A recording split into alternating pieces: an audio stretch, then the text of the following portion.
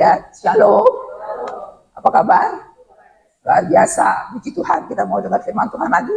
Kalau hari Minggu, nanti tanggal 17 Agustus, kita akan merayakan apa? Selain ulang tahun BBI Filemon, Hari Raya Kemerdekaan. Ya, merdeka. Kita bangsa Indonesia waktu itu menang melawan penjajah. Nah, waktu kita melawan penjajah, ada Hari Kemerdekaan, tidak lepas, tidak luput dari jasa para pahlawan yang berjuang. Nah, karena itu, tema gereja kita untuk bulan ini apa? Pahlawan iman. Ya, hari ini juga saya ingin mengambil pahlawan iman, tapi dengan subtemanya berseru dan berhasil. Ya, pahlawan iman yang berseru dan berhasil. Nah, waktu itu kan pahlawan melawan penjajah. Sekarang kita sebagai pahlawan imannya Tuhan juga berjuang. Nah, apa yang kita lawan itu kita baca di Efesus 6 ayat 11. Ya. Hari ini kita mau belajar Efesus 6 ayat 11 sebagai pahlawan iman. Di masa kini apa yang kita lawan? Kita harus bertahan melawan apa? Kita baca sama-sama. 1, 2, 3. Kenakanlah seluruh perlengkapan senjata Allah supaya kami dapat bertahan melawan tipu muslihat iblis. Jadi sekarang kita sebagai pahlawan iman yang kita lawan apa? Tipu muslihat iblis. Lawan kita bukan lagi penjajah, tapi tipu muslihat iblis dengan segala tipu muslihatnya. Nah, iblis menggunakan tipu muslihat melalui setiap kondisi yang kita hadapi, melalui keadaan yang kita hadapi, iblis masuk, membuat kita menjadi lemah, membuat kita goyah, membuat kita merasa terjajah. Hari ini kita belajar dari salah satu pahlawan iman yang disebutkan di Ibrani 11 ayat 32, yaitu Gideon. Ya, hari ini kita mau belajar dari Gideon. Kita pelajari dulu kondisi yang dihadapi oleh bangsa Israel pada zaman Gideon. Ya, nah waktu itu kita baca di Hakim-Hakim 6 ayat yang ketiga, kita mulai ya. Hakim-Hakim 6 ayat yang ketiga. Hakim-Hakim 6 ayat ketiga, kita baca sama-sama. 1, 2, 3. Setiap kali orang Israel selesai menabur, datanglah orang Midian, orang Amalek, dan orang-orang dari sebelah timur, lalu maju mendatangi mereka. Berkemahlah orang-orang itu di daerah mereka. Dan yang pertama apa yang dilakukan? Memusnahkan hasil tanah itu sampai ke dekat Gaza. Dan yang kedua, tidak meninggalkan bahan makanan apapun di Israel, juga domba atau lembu atau keledai pun tidak. Sampai sini dulu. Jadi waktu itu orang Midian, kondisi yang dihadapi Gideon waktu itu orang Midian pertamanya memusnahkan hasil tanah itu.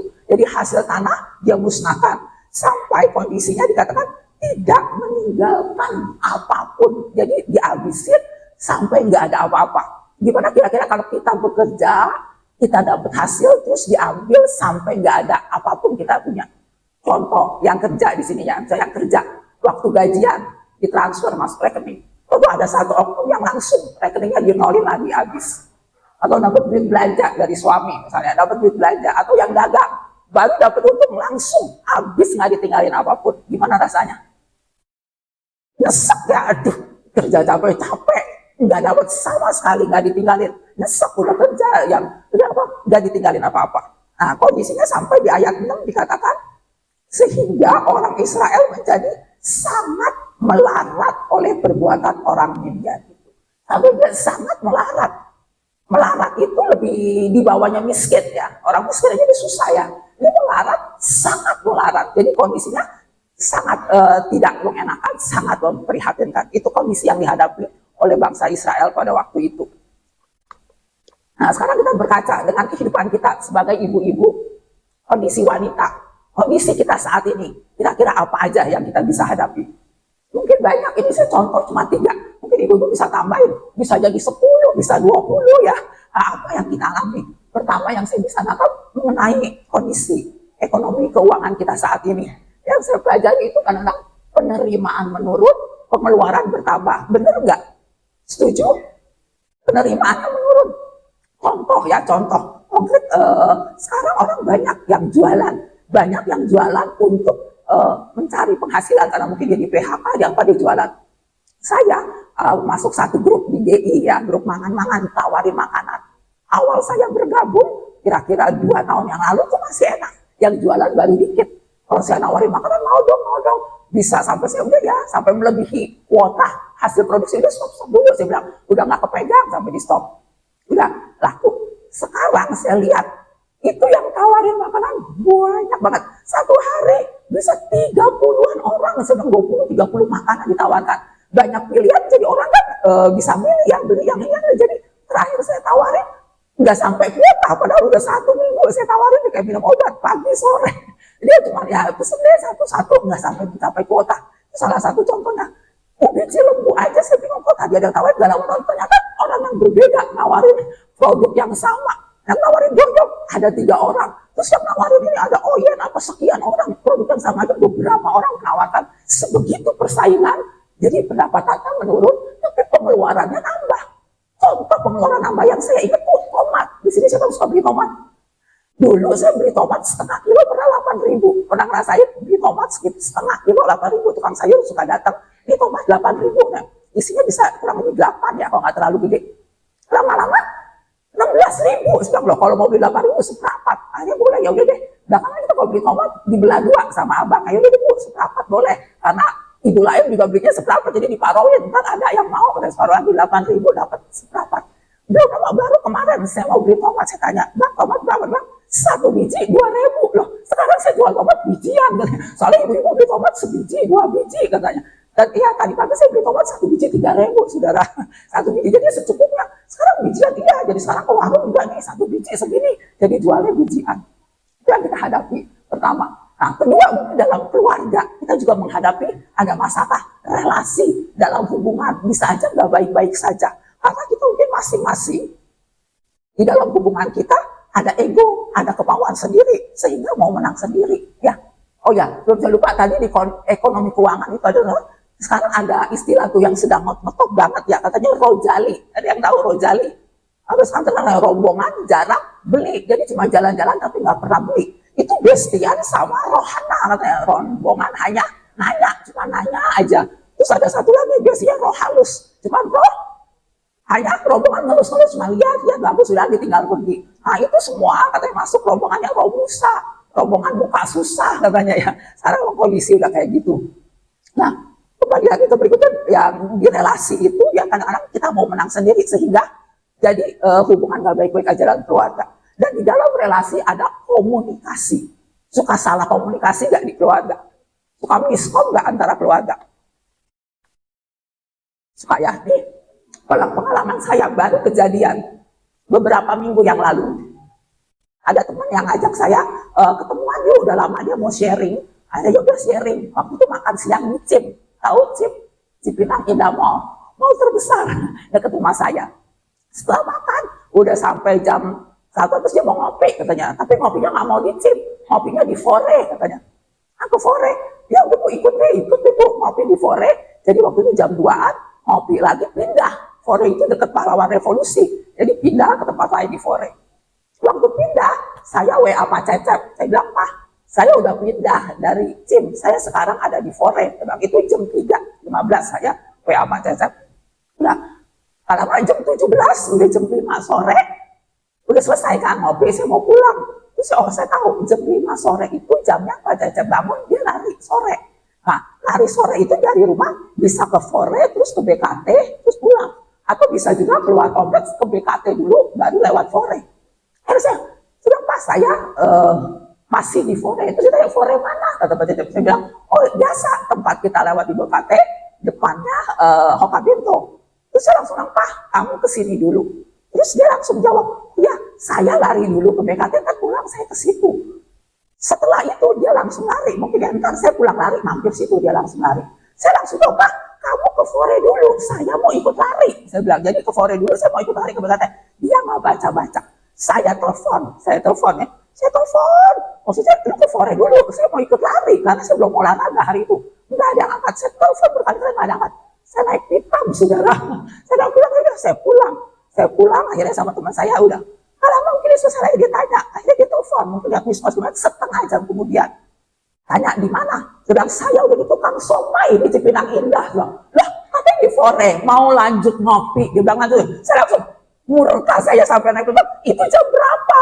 WA saya bilang, itu chat saya jam berapa Pak? Saya bilang, terus saya nggak lihat jamnya katanya. Pas kemudian sampai saya lihat, ini jam berapa? Saya bilang, itu ternyata jam 3 sore, jam 15 saya WA, saya lanjut ngopi di Fore. Jam 5 saya udah kelar sama ikut lari. Dia nggak baca lagi. Itu benar saya sangat komunikatif ya. Saya sangat komunikatif, masih bisa miskomunikasi ya. Kadang-kadang itu miskomunikasi sampai itu kadang-kadang hal itu sering terjadi. Mungkin maksud kita gini, bisa sampai salah tangkap. Itu hal yang sering terjadi. Terus juga berikutnya pola asuh. Cara ngasuh anak juga mungkin beda ya. Bapak, emak beda. Ada satu ibu yang setiap kali papanya mau didik anaknya selalu ngomong gini. Ada ibu-ibu, Pak nggak bisa digituin anak ini, Pak jangan, selalu saya dengar, jangan Pak, dia nggak bisa digituin, dia nggak bisa dikerasin, nggak bisa. Jadi sampai akhirnya anaknya kurang mandiri. Tapi sekarang anaknya jadi kurang mandiri, ikut kebakar, agak kurang mandiri. Belum lagi kalau ada mertua ya, ada satu teman kakak saya sebagai mertua, dia cerita, anak dan mantu saya terlalu keras kalau didik anak, katanya terlalu keras, saya nggak suka. Jadi kalau dia di rumah menantu dan anaknya, saya nggak kasih menantu saya didik seperti itu. Waduh, gimana? Repot juga. Mungkin kalau saya di rumah situ, saya udah bilang nggak boleh kayak gini, terlalu keras. Itu bisa mempengaruhi juga di dalam keluarga kita. Dan kita memang butuh hikmat Tuhan di dalam mengatur anak sekarang. Benar? Kita butuh hikmat, butuh campur tangan Tuhan. Karena kondisi beda sama kita dulu. Dulu kalau kita teleponan, kita pakai telepon kok kelamaan. Mama kita tahu ya, udah jalan lama, nggak ada yang penting, nggak bisa masuk, udah stop. Di telepon umum kelamaan, yang antri panjang nggak bisa. Belum kalau sekarang dia di dalam kamar, dia WA-an, ada WiFi, kita nggak tahu, nggak bisa kontrol. Dia WA sama siapa, ngechat apa, bisa video call lagi. Belum kalau ada lagi, sekarang di call, jadi sampai ketiduran. Belum kalau VCS ada video call seks yang ada konten seksualnya, sangat berbahaya dan kita butuh benar-benar butuh Tuhan di dalam mendidik anak di dalam sekarang. Dulu juga kalau kita main sama siapa, main apa, ketahuan kan, main masih dua, ini lagi main bekel, lagi main apa. Sekarang di dalam dia sama siapa, main apa kita nggak tahu. Nonton, dulu kalau nonton kita kan tahu ya bareng, nonton ini rame-rame, ketahuan nonton ini. Sekarang di kamar dia nonton apa kita nggak tahu. Benar-benar saat ini kita butuh banget di dalam kita mengasuh anak, kita perlu Tuhan banget ya. Nah, dulu saya senang ngerasain tuh nonton TV pas belum punya TV, kita nonton ke tetangga. Jadi rame-rame kalau sore ke rumah tetangga ikut nonton di tetangga ya. Terus sekarang setiap anak bisa nonton sendiri apa yang dia mau. Ya. Terus terakhir juga soal pendidikan. Pendidikan pun sekarang susah. Saya lihat ibu-ibu sekarang online ya. Betul nggak? Yang anaknya masih sekolah kecil ya. Tapi daftarnya saya dengar sih mereka online. Kalau itu nanti kalau ada yang daftar lagi anaknya bisa nggak terdaftar lagi, bisa kegusur katanya, karena kalau ada yang nilainya lebih bagus. Kita harus berjuang untuk pendidikan anak-anak kita.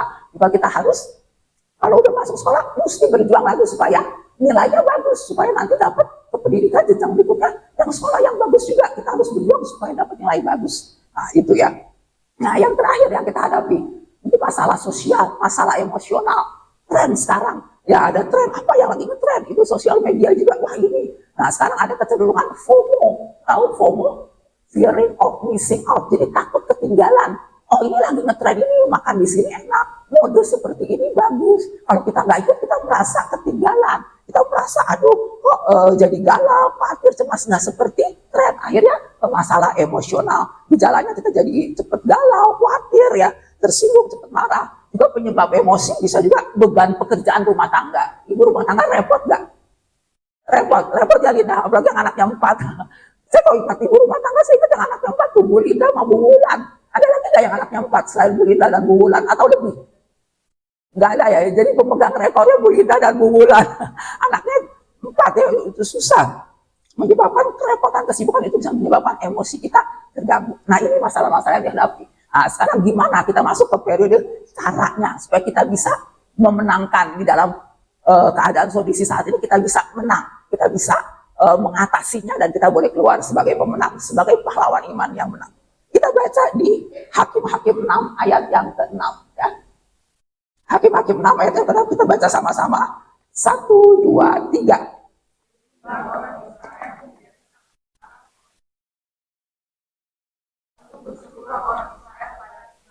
Nah, jadi yang pertama apa?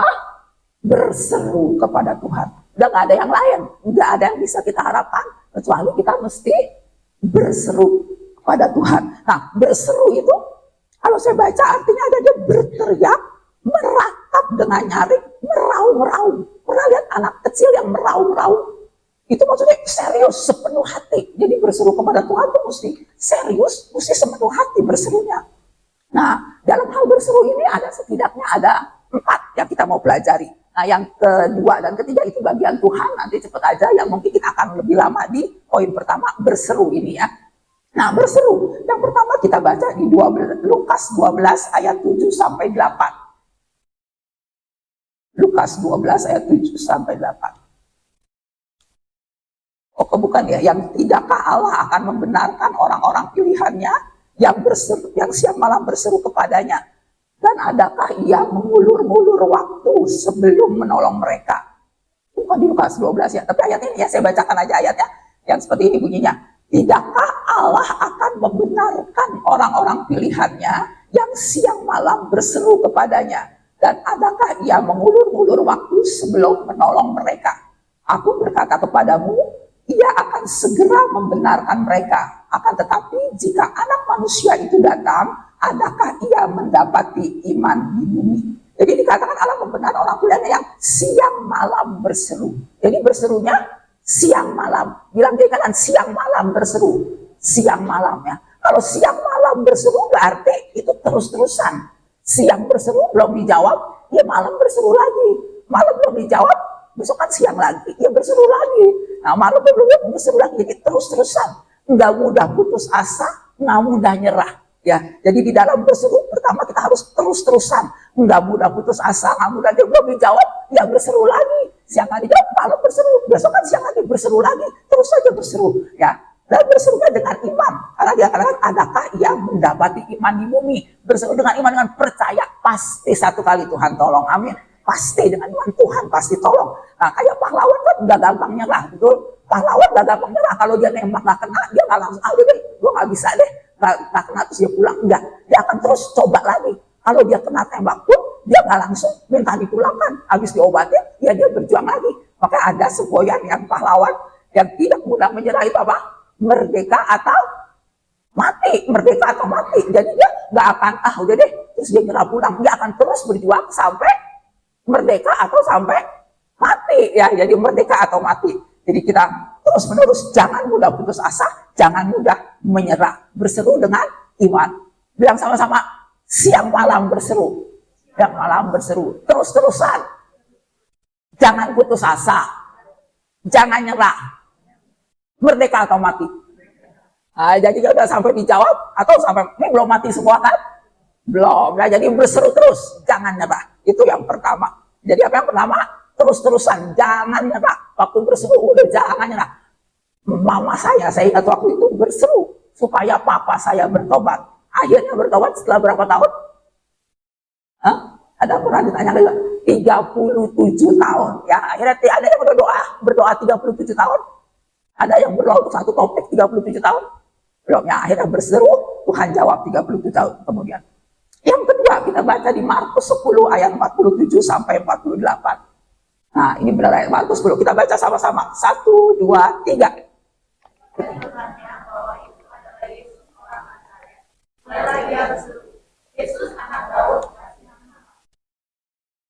Ayat 48. Banyak orang menegurnya supaya ia diam. Namun semakin keras ia berseru apa? Anak Daud, kasihanilah.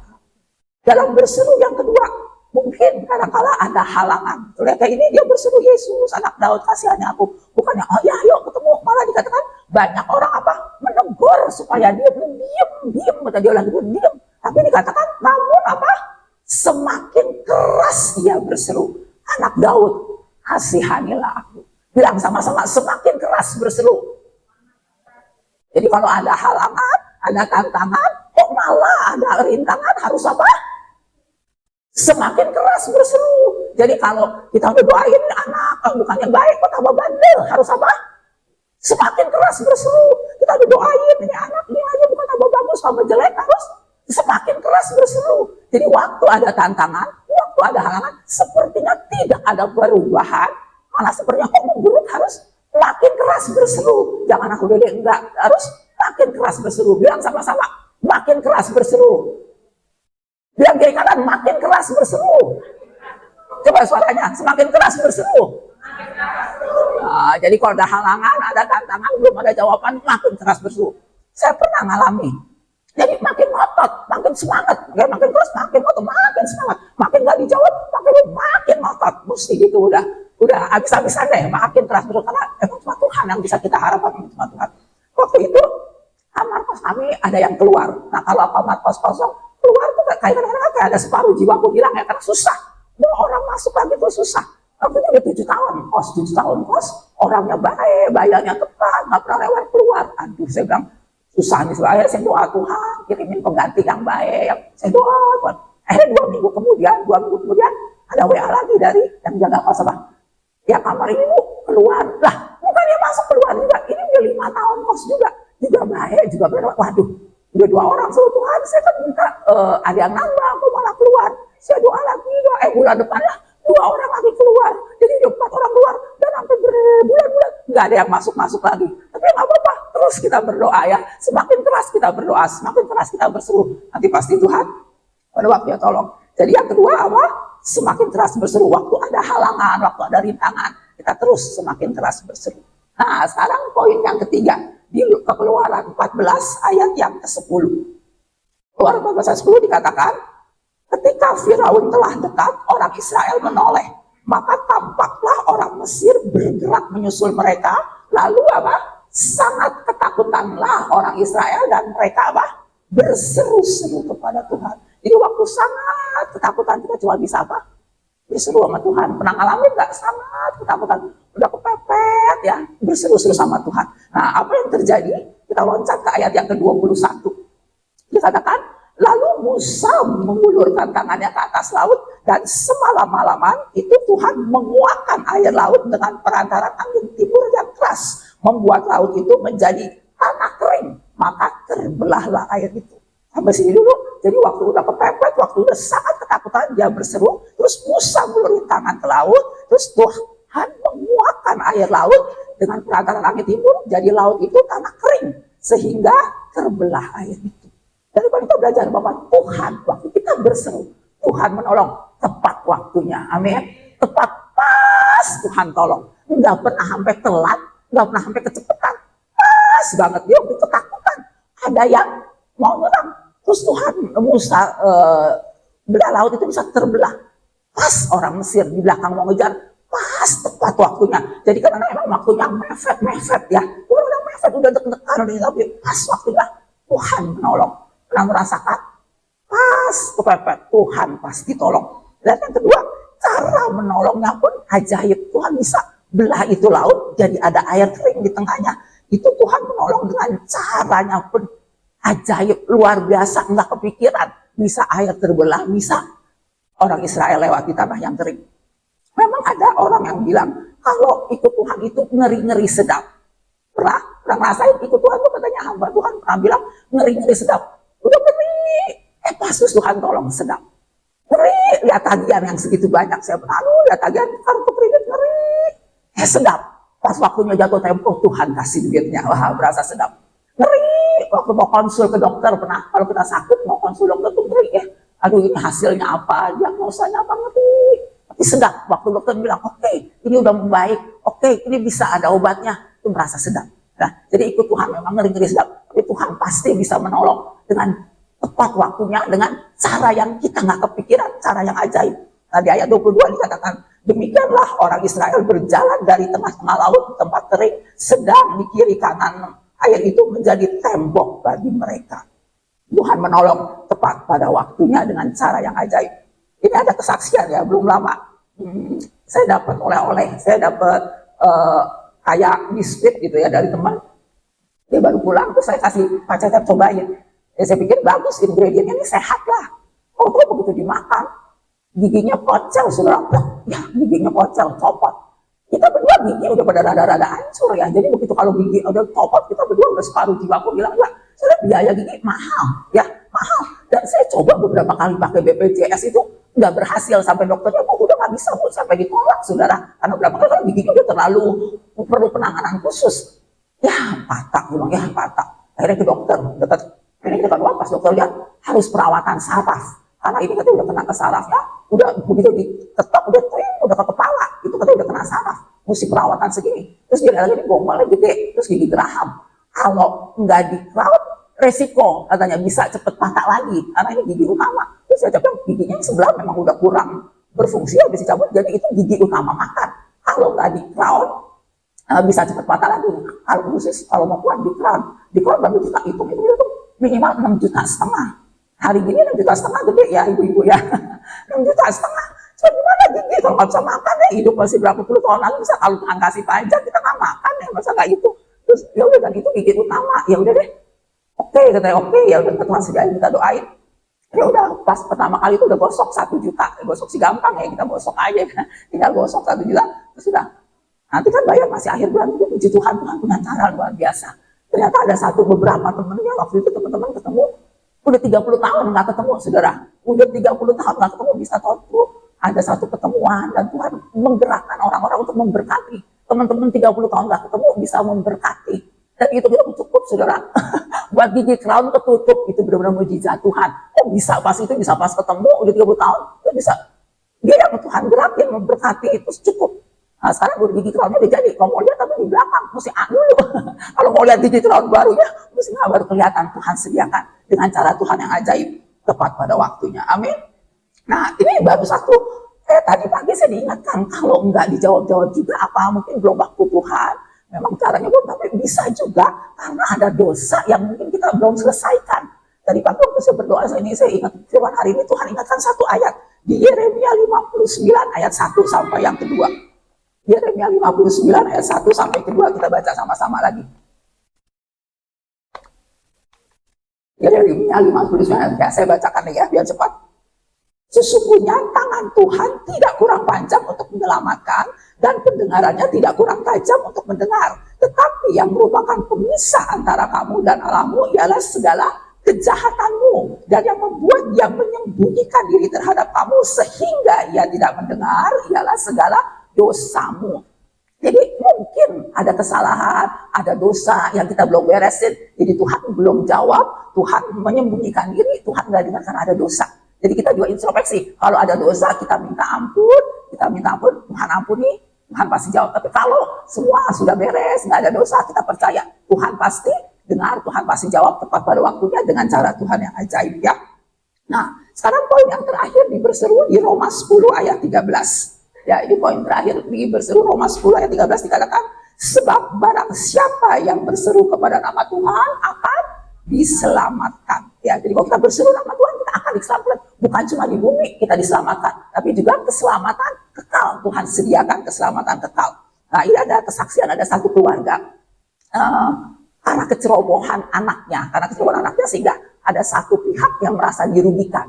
Tapi pihak yang dirugikan ini akhirnya marah, mengancam keluarga ini, menteror sampai bilang mau membawa ke jalur hukum. Keluarga ini sangat khawatir ya, karena keluarga baik-baik, keluarga harmonis, dan keluarga yang nggak pernah berhubungan dengan hukum. Jadi mereka nangis, mereka aduh kok bisa sampai begini, karena anaknya ceroboh. Waktu itu ada satu hal yang dilakukan yang agak sembrono. Mereka berdoa, kita doa sama-sama, bilang ya udah doain. Puji Tuhan, terus si pihak yang dirugikan datang ke sekolah nih anak, teriak-teriak, bikin ribut, bikin onar. Sampai ada orang tuanya dipanggil ke sekolah, bilang kalau begini terus anak bisa dikeluarin karena membuat onar di sekolah. Ada keluarga cuma doa, Tuhan jamah, kita sebut nama pihak yang merasa dirugikan, kita doa, kita sebut namanya, Tuhan lunakan, Tuhan jamah. Puji Tuhan, setelah itu dia hubungin lagi, akhirnya keluarga ini mulai melunak. Oke, nanti kita bicarakan, dan puji Tuhan, dia nggak datang ke sekolahnya, nggak menteror lagi, udah nggak mengancam-ngancam lagi. Kita percaya waktu kepepet, waktu ada orang yang kita sebenarnya jalan buntu, kita cuma udah berseru, doa, kita sebut nama itu, dan Tuhan bisa jamah, Tuhan lunakan, dan Tuhan berikan jalan yang terbaik. Ya, nah itu poin yang pertama, yang berseru, kita udah. Nah yang berikutnya, kalau kita berseru kepada nama Tuhan, maka Tuhan akan menyertai. Kita baca di Hakim-Hakim 6 ayat yang ke-12, dikatakan di Hakim-Hakim 6, malaikat Tuhan menampakkan diri kepadanya dan berfirman kepadanya demikian, apa?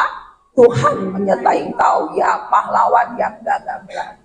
Waktu kita berseru, Tuhan menyertai. Dibilang pahlawan gagah berani. Kalau kita bersama Tuhan, kita akan bisa berani menghadapi apapun yang kita hadapi. Amin. Waktu Tuhan beserta kita akan menjadi pahlawan gagah berani menghadapi kondisi, berani menghadapi apapun juga kondisi yang kita hadapi.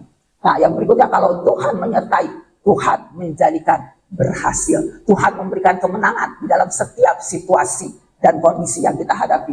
Kita baca di Hakim-Hakim 6 ayat 15. Hakim-Hakim 6 ayat 15 sampai 16 dikatakan, kita baca sama-sama. 1, 2, 3. Tetapi jawabnya kepadanya, ah Tuhanku, dengan apakah akan kuselamatkan orang Israel? Ketahuilah, kaumku adalah paling kecil di antara suku Manasye, dan aku pun seorang yang paling muda di antara kaum keluargaku. Nah, ayat 16 ini, berfirmanlah Tuhan kepadanya, tetapi akulah yang menyertai engkau, sebab itu engkau akan memukul kalah orang Midian itu sampai habis. Kalau Tuhan menyertai, Tuhan menyelesaikan tuntas sampai habis. Dikatakan musuhnya, dikatakan sampai habis. Tuhan menyertai, diberikan keberhasilan mutlak, sempurna, tuntas. Walaupun tadi itu dikatakan si dia bilang, aduh saya yang paling kecil dari suku Manasye, saya yang paling muda. Nggak apa-apa, paling muda, paling kecil, kalau Tuhan sertai, ada kemenangan. Kalau Tuhan sertai, berhasil sampai habis musuh-musuhnya. Ya, mungkin ya tadi ini juga saudara nggak usah minder. Ya, di sini ada yang paling muda siapa? Yang paling muda, atau saya paling muda, atau saya udah tua.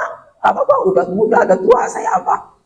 Enggak, pendidikan enggak tinggi. Apapun keadaan kita, Tuhan sertai, ada keberhasilan. Amin.